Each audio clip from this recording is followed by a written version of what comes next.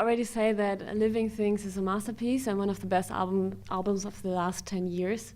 So that's fair. Fans have high expectations, I guess. So what happened? Even though you're pretty long in the business, are you still nervous before this release?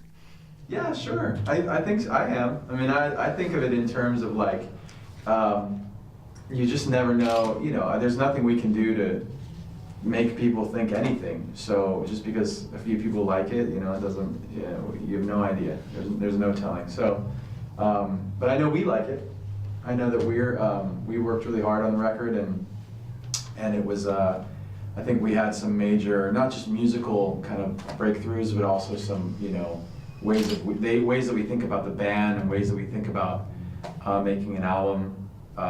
Every time we do one, it changes. And so this one was no different in that sense. In the run-up to Living Things, you announced that the album is going to have a totally new style. And Chester said that the album is going to polarize people. Can you tell us why? I think what he was talking about was, with the last record, with 1,000 Suns, we definitely were continuing to push ourselves as far as we could go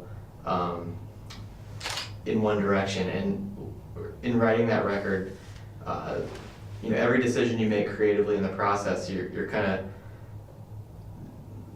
finding a balance on what you want to do and what you want to say as an overall statement. And that one was intentionally us pushing ourselves as far as we could go creatively in that singular direction. And so when we finished it, we knew, you know, some people are going to love this record and some people aren't going to necessarily attach to it.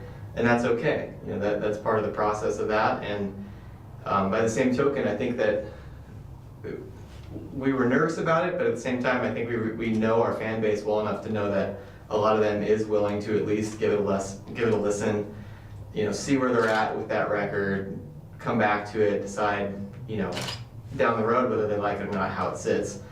And I think that's something that we're really grateful for. They have allowed us to push ourselves to be creative and to keep it interesting and fun and exciting for us to write music. Because the things for us that are still invigorating are those moments when you're pushing outside the box of things you've done before. For us, like every record is a different journey, and this one is this one is I think this one is very different from, different from all of them, and at the same time informed by all of them. It's built on top of all the records that we've done. There's things that we've learned from all those records that are in here, and then in addition to that, we were able to also, you know, find a lot of new and inspiring ideas that really define this record too.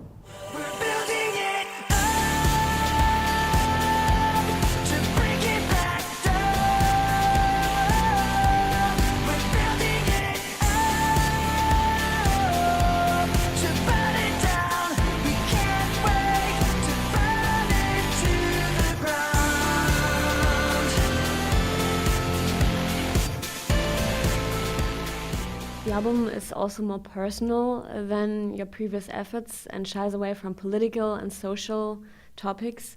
So is that something that grows in the producing process, or was it a conscious decision to do so? When we write the lyrics to a song, usually we're not usually the type of guys who will come up with a concept of the song and as like a story that we're going to develop and then take that and make lyrics out of it. A lot of times what we do, more often than not, we actually just kind of, either we're writing and singing and thinking at the same time, or we're listening to a track that we're working on and then letting that inspire the lyrics. And rather than trying to push lyrics into a song, we're trying to kind of pull them out of the air. We're letting our subconscious, letting the words just flow from the subconscious out. So this record being a more kind of personal record, a little bit more of a human record, I think that comment is usually being made in comparison with the last record, because the last record was had a far more broad scope. It was more about the world, it was more about issues than it was about like me and you know what I mean? And this record is definitely more of a me and you kind of record. It's, you know, and there are a lot of different emotions that go on in the record, but you know, in the songs you can definitely hear that it's a closer relationship going on. Is that also why you call the album Living Things? Yes. Yeah, it's definitely a big part of title. I think the cover is pretty interesting of your album. That's actually Chester. That's Chester. I thought Yeah. it's a body scan of So all of you. we did while we were making the album, we came up with this idea for what we could do with the art, and the concept of the imagery is that you're taking human form or you're taking animal form, and you're manipulating it through the use of digital means. So there's like this almost, a lot of times it's like an uncomfortable splitting between what's human and what's not human. You know, in this image, and then there's other ones in the packaging that people will eventually see that are other living things. In 2000, your first album, A Hybrid Theory, was launched. And if you see your status today and look back to 2000, if you compare it, how does it feel like to be at this point today? Isn't it a crazy, totally crazy thing to do? Well, I think for me, and I won't speak for you, Mike, but most days out of the week and most hours out of the day at this stage are not that different for me than it was even 10, 11 years ago. I think, which is just to say that when I'm home with my family, I'm not Phoenix from Lincoln Park or anything else like that. You know, I'm taking out the trash and doing very Making lunch. very fun, kind of Really? disgusting or menial, normal things. And so, Mike, on the other hand, I mean, this guy is just a crazy rock star 24 hours a day. Every minute of the day, if you see what Mike's doing, it's going to be exciting. It's gonna be pretty awesome. It's going to be crazy. I usually don't do things that aren't awesome because they're boring, and I don't like to get bored. So when I take out the trash, it's awesome. That's pretty. I don't just take out the trash. I throw it off the top of the building.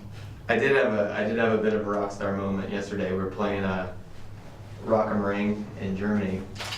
We're getting ready to play, and I'm sitting. We have our backstage area, and there's like a little mobile fridge that's maybe like that tall, and it's on rollers because it goes from gig to gig, and it's always in our dressing room. It's filled with like sodas and waters and whatever.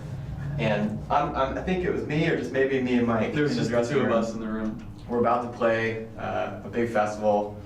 That stuff's, I think Soundgarden's playing outside, so it's loud and shaky and everything like that.